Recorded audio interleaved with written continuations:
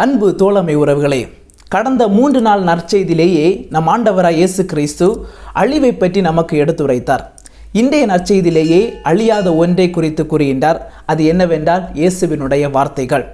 விண்ணும் மண்ணும் ஒளிந்து போகும், ஆனால் என்னுடைய வார்த்தைகள் ஒளியவே மாட்டா என்று இன்றைய நற்செய்தியிலே நமக்கு இயேசு கூறுகின்றார். இயேசுவினுடைய வார்த்தைகள் உயிருள்ள வார்த்தைகள்.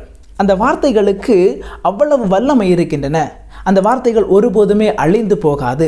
இதை நாம் எதிலிருந்து கற்றுக்கொள்ள வேண்டும் என்றால், யோவான் நற்செய்தியிலேயே 1வது அதிகாரத்திலேயே அந்த யோவான் நற்செய்தியாளர் வாக்கு உருவாதனை பற்றி அவர் குறிப்பிடுகின்றார். அதாவது தொடக்கத்திலேயே வாக்கு இருந்தது, அந்த வாக்கு கடவுளோடு இருந்தது, அந்த வாக்கு கடவுளாய் இருந்தது. அதாவது இந்த வார்த்தைகள் கடவுள். கடவுளுக்கு அழிவு உண்டா என்றால் கடவுளுக்கு அழிவே கிடையாது. நம்முடைய கடவுள் வாழுகின்ற கடவுள். எனவே வாழுகின்ற கடவுளால் மட்டும்தான் பிறருக்கு உயிர் கொடுக்க முடியும். எனவே அந்த உயிர் கொடுக்கின்ற கடவுளுக்கு அழிவு என்பதே கிடையாது.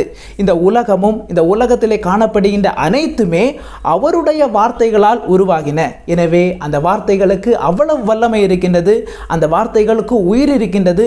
அந்த வார்த்தை ஒருபோதுமே அழிந்து போகாது.